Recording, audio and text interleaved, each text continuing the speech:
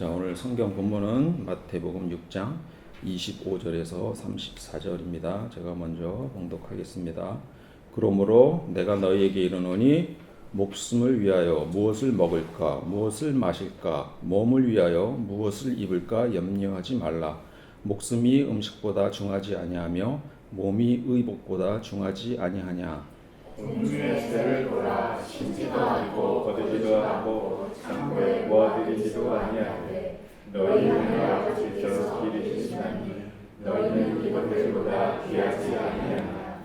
너희 중에 누가 염려함으로 그 키를 한 자라도 더할 수 있겠느냐. 또 너희가 어찌 의복을 위하여 염려하느냐. 그의 백합화가 어떻게 자라는가 생각하여 보라. 수고도 아니하고 깁산도 아니하느냐. 그러나 내가 너희에게 말하노니 솔로몬의 모든 영광으로도 입은 것이 이 꽃 하나만 갖지 못하였느니라.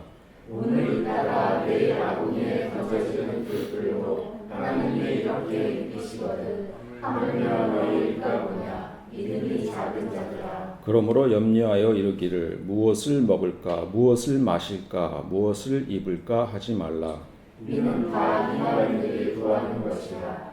너희 하늘 아버지께서 이 모든 것이 너희에게 있어야 할 줄을 아시느니라. 그런즉 너희는 먼저 그의 나라와 그의 의를 구하라. 그리하면 이 모든 것을 너희에게 더하시리라.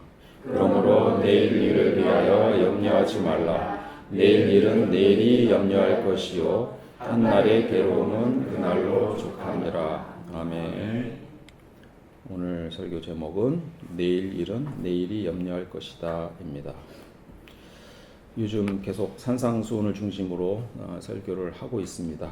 오늘 본문 내용도 여러분이 아주 잘 아는 그런 내용일 겁니다. 먼저 본문이 선포되었던 1세기 팔레스타인 지역의 역사적, 경제적, 사회적 문화를 살짝 살펴볼 필요가 있습니다. 당시 갈릴리 지역의 청중들은 우리가 오늘날 겪는 추상적이고 심리적인 불안과는 차원이 다른 실존적인 생존의 위협 아래 놓여 있었습니다. 1세기 유대 사회는 로마 제국의 식민 지배 하에 조세 수탈과 정치적 억압을 경험하고 있었습니다. 대다수의 민중은 소장농이나 일용직 노동자로서 하루하루의 끼니를 걱정해야 하는 극빈층이었을 겁니다. 당시 농경 체제로는 충분한 식량을 얻기도 어려웠을 겁니다. 그래서 오늘 본문은 무엇을 먹을까, 무엇을 마실까 이런 질문을 저희에게 던지고 있는데, 자, 이게 오늘의 질문입니다. 이 의미가 무엇일까요? 이게 선택의 문제일까 아니면 생존의 문제일까 하는 겁니다. 오늘은 어떤 점심을 먹을까 하는 선택의 문제인가 아니면 오늘은 뭘 먹고 살아야 하나라는 생존의 문제일까라는 질문입니다. 일반적으로는 여러분은 어떻게 생각하세요? 생존입니까? 네. 일반적으로는 생존의 문제로 보는 것 같습니다. 나름 우리나라에서 인정받고 있는 양용의 교수의 주장은 다음과 같습니다. 본 단락은 제자에게 물질이 없을 때 어떤 태도를 가져야 하는지에 대해 교훈한다. 예수님은 물질이 없더라도 걱정하지 말라고 교훈하신다. 이렇게 주석을 달고 있습니다. 그런데 저는 그게 아닐 수도 있겠다라는 생각을 하면서 좀 다른 측면에서 저의 생각을 조금 공유해 보고자 합니다. 당시 시대는 명예와 수치를 중요시하는 사회였다고 말씀드린 적이 있습니다. 입을 옷이 없거나 먹을 것이 없는 상태는 단순히 배가 고프다는 생존의 문제뿐만 아니라 공동체 내에서 수치를 유발하는 상태였을 수도 있습니다. 제대로 된 먹을 것과 입을 것이 없다는 것이 자신의 존엄성을 지키기도 힘들었다는 말입니다. 25절은 오늘 설교의 중요한 키입니다. 다시 한번 읽어보겠습니다. 그러므로 내가 너희에게 이르노니 목숨을 위하여 무엇을 먹을까 무엇을 마실까 몸을 위하여 무엇을 입을까 염려하지 말라. 목숨이 음식보다 중하지 아니하며 몸이 의복보다 중하지 아니하냐. 다 이해가 가시나요? 저는 이해 못했어요. 굉장히 이해하기 어려운 문장이라고 생각했습니다. 왜냐하면 뭔가 뜻이 잘 이어지지 않거든요. 모순된 문장입니다. 간단히 정리해 보겠습니다. 목숨을 위하여 먹을 것을 염려하지 말라. 왜냐하면 목숨이 음식보다 중요하기 때문이다. 목숨을 위하여 먹을 것을 염려하는데 왜 구태여 목숨이 음식보다 중요하지 않냐고 반문을 하겠습니까? 목숨을 위해서 먹을 걸 염려한다니까요. 뭔가 말이 안 맞죠. 자, 일단 이 목숨이란 단어의 원어를 살짝 살펴보겠습니다. 푸시케라고 합니다. 그래서 많이 들어보셨죠? 자, 푸뉴마하고 살짝 헷갈릴지도 몰라서 제가 써놨습니다. 푸시케는 여기서 사용된 그 단어고요. 조금 이따 더 의미를 살펴볼 것이고요. 그다음에 푸뉴마는 영, 스피릿이라는 용어로 주로 번역이 되고 있습니다. 근데 푸시케라는 이 단어는 목숨으로만 해석이 되지 않고 있습니다. 신약에서 이 푸시케가 어떻게 사용되었는지 용례를 찾아서 정리를 해봤습니다. 네 가지로 분류가 됩니다. 첫 번째는 육체적인 생명입니다. 오늘 본문과 같은 용법으로 사용이 됩니다. 요한복음 10장 11절에 선한 목자는 양들을 위하여 목숨을 버리거니와 이렇게 사용이 되고요. 두 번째로는 마음 혹은 인격으로 사용이 됩니다. 마태복음 26장에 보면은 내 마음이 매우 고민하여 죽게 되었으니라고 마음이라고 번역하고 있습니다. 세 번째로는 영혼이라고 번역하고 있습니다. 베드로전서 1장 9절에 보면 믿음의 결국은 곧 영혼의 구원을 받음이라. 네 번째로는 개별적인 사람이란 용도로 사용이 되고 있습니다. 사도행전 2장 41절에 보면 이날의 신도의 수라고 할 때 이 단어를 씁니다. 당신은 명예와 수치, 체면을 중요시하는 사회였다고 가정하고 25절을 해석하면 달리 읽힐 여지가 생깁니다. 자, 이 두 푸시케가 앞뒤로 나오는데요. 이걸 다른 뜻으로 한번 넣어 보겠습니다. 그래야만 조금 문맥이 맞는 것 같기 때문입니다. 첫 번째 푸시케를 마음 혹은 인격으로 해석을 하고 두 번째 푸시케를 그대로 목숨으로 해석하면 다음과 같이 읽을 수 있습니다. 그러므로 내가 너희에게 이르노니 마음, 체면을 위하여 무엇을 먹을까 무엇을 마실까 몸을 위하여 무엇을 입을까 염려하지 말라. 목숨이 음식보다 중하지 아니하며 몸이 의복보다 중하지 아니하냐 라고 했을 때 조금 더 의미가 문장이 완성되는 것이라고 저는 생각합니다. 같은 단어 같지만 사실 언어적 유희가 포함된 문장일 수 있습니다. 영어 번역도 한번 보겠습니다. 첫 번째 목숨을 your life로 되어 있습니다. Do not anxious about your life 이렇게 되어 있습니다. 그 다음에 뒤에 is not life more than food 이렇게 나와 있습니다. 앞에 your life를 체면을 중시하는 삶의 의미로 뒤에 관사 없는 life를 생명으로 해석하는 것이 그런 것도 저는 타당하다고 생각을 합니다. 자, 왜냐하면 우리가 아무리 없이 살아도 목숨을 잃을까봐 죽을까봐 염려하는 게 아니라 우습게 보일까봐 남들이 나를 무시할까봐 염려하면서 살기 때문입니다. 요즘 언어로 표현하자면 내가 돈이 없지 가오가 없냐 이런 얘기입니다. 없이 산다고 없는 티를 내고 싶지 않은 이렇게 체면을 중요시하는 것은 그게 저이고 여러분이 아닐까 이렇게 생각을 합니다. 31절, 32절을 보겠습니다. 그러므로 염려하여 이르기를 무엇을 먹을까, 무엇을 마실까, 무엇을 입을까 하지 말라. 이는 다 이방인이 구하는 것이다. 너희 하늘 아버지께서 이 모든 것이 너희에게 있어야 할 줄 아시느니라. 이게 무슨 말일까요? 이방인들이 먹을 것이 없어서 무엇을 먹을까, 무엇을 마실까 고민한다는 걸까요? 아니면 풍족한 중에 무엇을 먹을까, 무엇을 마실까 고민한다는 걸까요? 자, 이 문장은 이스라엘 사람들이 이방인의 문화를 따라했다는 겁니다. 문화는 강한 쪽에서 약한 쪽으로 흘러가는 겁니다. 유대인에게 영향을 미칠 만한 강한 이방인이란 헬라 로마인들이라고 봐야 됩니다. 예수는 그들의 향락과 과시와 체면을 중시하는 문화를 비판하는 것이라고 저는 생각합니다. 그런 측면에서 보면 이방인들이 무엇을 먹어야, 무엇을 마셔야 내 체면이 서나 하는 그런 비본질적인 것들을 구하는 사람들이라고 비판하고 있다고 봐야 합니다. 먹는 것은 그렇다 치고, 왜냐하면 안 먹으면 죽으니까요.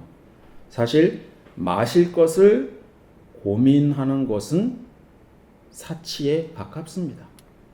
먹을 게 없는 사람들은 마실 것을 고민할 일이 없습니다. 선택의 여지가 있습니까? 그냥 물 마시면 됩니다. 목숨이 경각인데 포도주를 찾겠습니까? 오렌지 주스를 찾겠습니까? 무엇을 입을까 고민하는 것도 마찬가지입니다. 사람들이 입을 옷이 없어서 죽겠습니까? 얼어 죽지 않을 만큼의 옷 한 벌씩은 아무래도 다 있다고 봐야 합니다.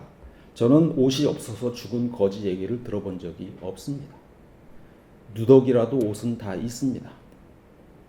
무엇을 입을까 고민하는 것은 말 그대로 무슨 옷을 입을까 고민하는 것입니다. 체면을 다소 잃더라도 목숨이 더 중하니 비본질적인 것에 너무 집착하지 마라, 이런 뜻이 아닐까 생각합니다. 본문 27절에 누가 염려함으로 그 키를 한 자라도 더할 수 있느냐는 질문은 인간의 한계를 지적하는 것입니다. 여기서 키라는 단어는 헬라어 원문에도 이것도 중의성이 있습니다. 새 번역에 보면 뭐라고 번역되어 있죠? 수명이라고 번역되어 있습니다.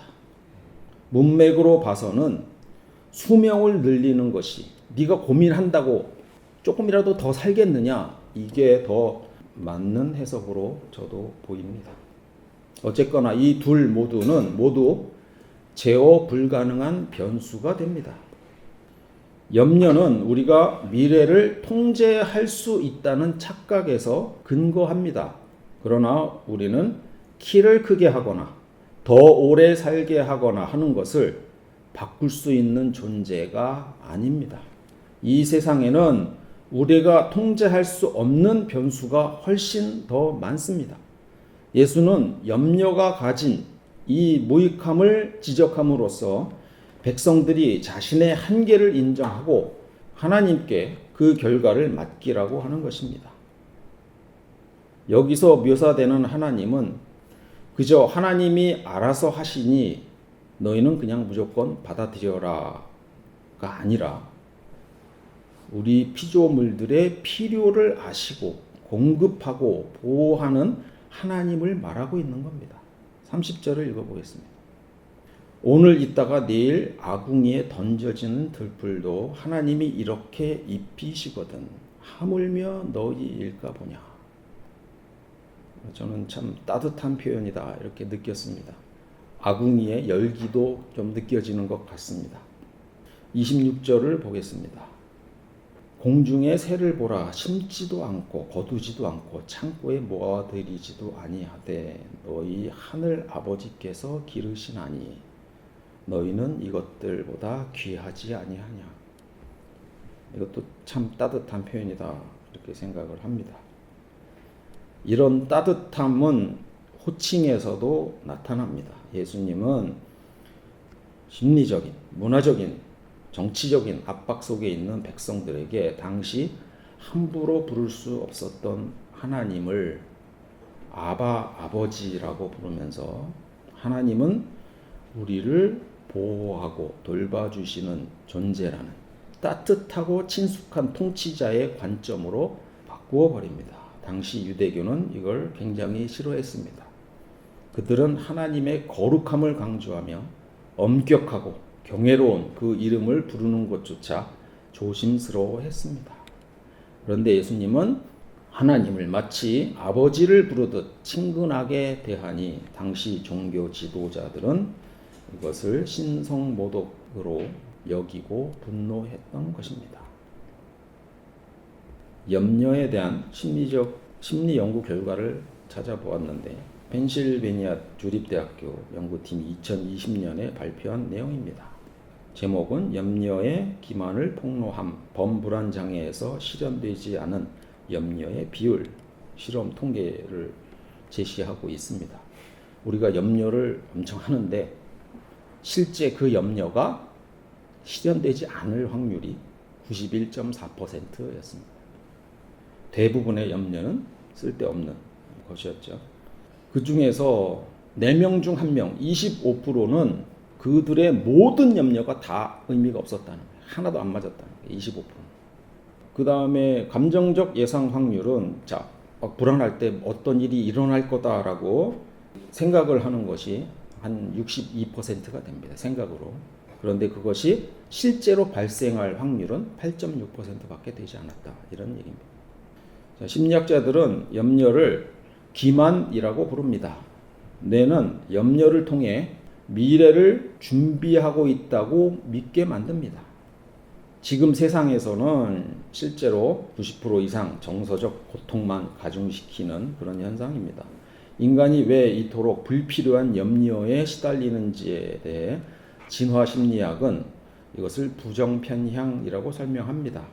수만 년 전 원시 인류에게 숲속에 바스락거리는 소리를 그냥 바람소리겠거니라고 여기는 긍정론자들보다 표범일지도 모른다는 부정론자들의 생존 확률이 훨씬 더 높았다는 사실입니다. 저는 이미 죽었을 거예요. 그런 거 별로 신경 안 써가지고 등산을 하다 보면 길 바닥에 나뭇가지들이 많이 있는데 그게 가끔씩 뱀으로 보입니다. 실제로. 그래서 놀란 적이 여러 번 있습니다.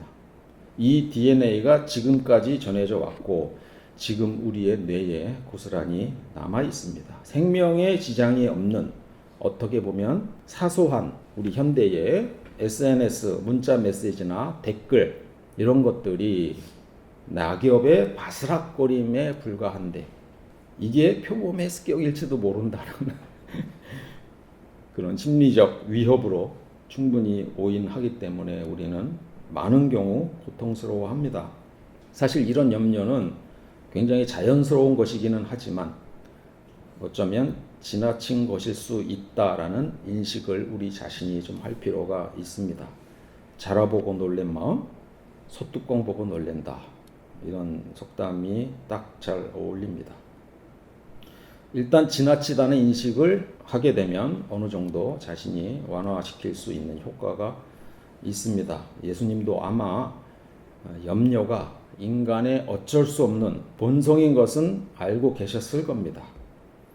그럼에도 불구하고 대부분의 염려는 심리학자의 표현대로 기만이니 우리를 보호하시는 하나님을 조금 더 신뢰했으면 좋겠다라는 뜻으로 이렇게 말씀하신 것이 아닌가 생각합니다. 예수님은 또 백합화 비유를 합니다. 너희가 어찌 의복을 위하여 염려하느냐 들의 백합화가 어떻게 자라는가 생각하여 보라. 이러면서 백합화가 뭔지 아시죠? 이거예요. 얼마나 아름답습니까? 그런데 이 꽃이 아닙니다. 번역을 들의 백합화라고 한 거지 실제로 용어상의 문제입니다. 항상 번역은 이런 내용들이 포함되어 있죠. 백합화가 뭐 옷을 입었겠습니까? 아니죠. 수고도 아니하고 길쌈도 아니하는데 아름답다라는 뜻은 백합화가 옷을 입어서가 아닙니다. 그 자체가 아름답다는 말입니다. 솔로몬이 제 아무리 비싼 것을 둘러 입었어도 이 백합화 한 송이만큼 그 존재가 아름다워지지는 않는다는 말입니다. 우리의 영광은 우리가 걸친 옷이 아니라 들의 백합화와 같이 그 존재 자체에 있다는 말입니다. 그러니 무엇을 먹을까, 무엇을 입을까 염려하지 말라는 말입니다. 너희는 무엇을 입어도 아름다운 영광의 존재라는 말입니다. 네, 그 백합화는 그렇게 아름다운 꽃이 아닙니다. 원어 크리논인데요. 이거는 한 종의 꽃만을 지칭하는 것이 아니라 들에 핀 아름다운 야생화를 통칭하는 일반 명사입니다. 영어 성경에서 릴리라고 번역을 하면서 우리나라 번역본에도 백합화라는 단어가 사용이 됐는데 실제 여기서의 의미는 30절에 드러납니다. 오늘 있다가 내일 아궁이에 던져지는 이론은 제가 첨가한 겁니다. 이런 들풀도 하나님이 이렇게 입히시거든. 그 백합화가 여기 들풀하고 연결이 되는 겁니다. 별로 보잘것없는 풀 중에 하나입니다. 아무렇게나 널려있는 들풀들도 하나님이 이렇게 입히시거든. 영광으로 감싸시거든. 하물며 너희들이야 어떻겠느냐. 믿음이 작은 자들아, 하나님이 너희에게 입히신 그 아름다운 영광을 인정하고 받아들여라. 이런 뜻이 아닐까 합니다. 안델센 동화 중에 데이지 꽃이라는 동화가 있습니다. 여기서 데이지는 들에 피는 이런 흔한 꽃입니다. 이 동화의 간략한 줄거리를 말씀드리겠습니다. 정원 울타리 밖에 길가에 작은 데이지 한 송이가 피어납니다. 이 꽃은 자신이 화려하지도 않고 남들이 봐주지 않아도 햇살을 받고 종달새의 소리를 듣는 것만으로도 충분한 행복을 느끼는 그런 존재입니다. 그런데 울타리 안에 정원에는 모란이나 튤립 같이 화려하고 비싼 꽃들이 가득합니다. 그들은 자신들이 얼마나 귀한지 뽐내며 데이지를 무시합니다. 그런데 정작 종달새는 하늘에서 내려와 가장 작고 평범한 데이지 곁에서 아름답게 노래합니다. 데이지는 너무 행복해서 어쩔 줄 모릅니다. 그런데 그 다음날 종달새가 아이들한테 잡혀서 새장에 갇히고 맙니다. 아이들은 종달새가 좋아서 잡아서 가둔 겁니다. 그렇지만 정작 종달새의 필요를 채워주지 못해서 목이 말라 죽어갑니다. 종달새를 불쌍히 여긴 아이들은 바닥에 뭘 깔아줄까 해서 풀 한 덩이를 깔아줬는데 그 안에 데이지가 섞여 있었습니다. 종달새는 갈증 속에서 데이지의 향기를 맡으며 위안을 얻지만 결국 물 한 모금 마시지 못한 채 죽고 맙니다. 데이지 역시 종달새의 죽음을 보며 시들어 죽습니다. 다음날 아이들은 죽은 종달새를 위해 화려한 장례식을 눈물을 흘리면서 장례식을 치루어주지만 이 말라 비틀어진 데이지는 길가 먼지 구덩이에 아무렇게나 던져져 버린다는 이야기입니다.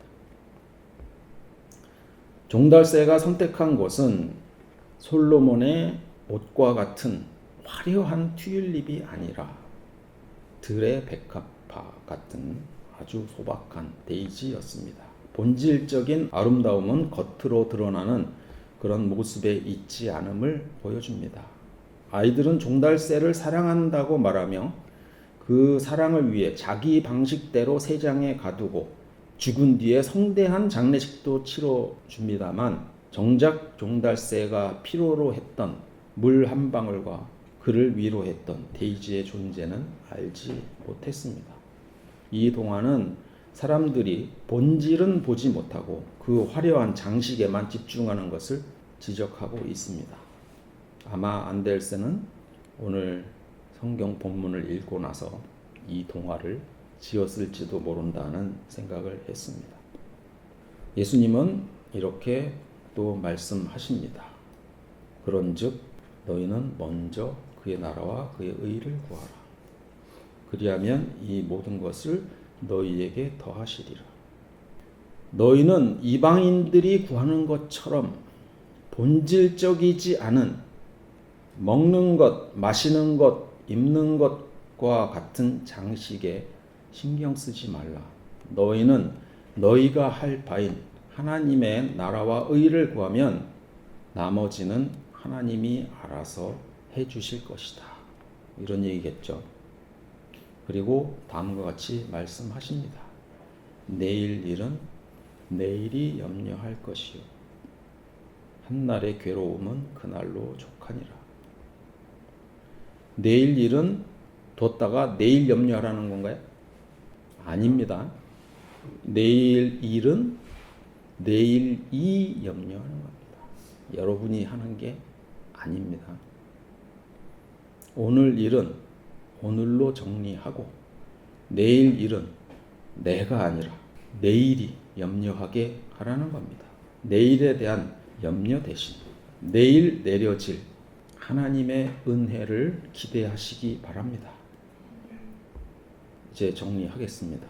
하나님이 보시는 우리는 비싼 음식을 먹거나 멋진 의복을 감싸진 그런 장식된 모습이 아니라 우리의 존재, 하나님이 보시는 우리의 모습은 우리의 존재 그 자체입니다. 들풀조차 솔로몬의 영광보다 귀한 존재로 만드신 하나님께서 하물며 우리를 어떻게 여기시겠습니까? 겉으로 보이는 체면과 염려는 잠시 내려두시고 우리는 하나님 앞에서 얼마나 귀한 존재인지 생각을 해보시기 바랍니다. 한날의 괴로움은 그날로 족하다고 하셨습니다. 미국의 프랭클린 루즈벨트의 부인 엘리너 루즈벨트의 말입니다. 어제는 역사이고 내일은 수수께끼이며 오늘은 선물이다. 그래서 우리는 오늘을 프레젠트라고 부른다. 어제의 후회에 매몰되지 마십시오. 내일의 두려움에 오늘을 저당 잡히지 마십시오. 오직 오늘 우리에게 허락된 이 선물 같은 시간을 우리를 들꽃보다 더 아름답게 보시는 아버지의 손을 잡고 걸어가시기 바랍니다. 내일의 치유책은 내일의 하나님이 준비해 두셨습니다. 이런 믿음으로 평안의 삶을 누리는 여러분이 되시기를 주님의 이름으로 축원합니다. 아멘. 기도하시겠습니다. 하나님 아버지, 우리는 오늘 있지도 않은 내일의 그림자를 보며 두려워했습니다. 우리의 존재 자체를 솔로몬의 영광보다 귀하게 여기시는 주님의 눈을 잃어버리고 세상의 체면과 의복을 구하며 마음이 갈라졌음을 고백합니다. 이제는 거짓된 염려를 하나님 앞에 내려놓습니다. 오직 오늘 우리에게 주어진 은혜에 집중하며 먼저 주의 나라를 구하는 담대한 믿음을 허락하여 주시옵소서. 우리 인생을 인도하시는 우리 주 예수 그리스도의 이름으로 기도드립니다.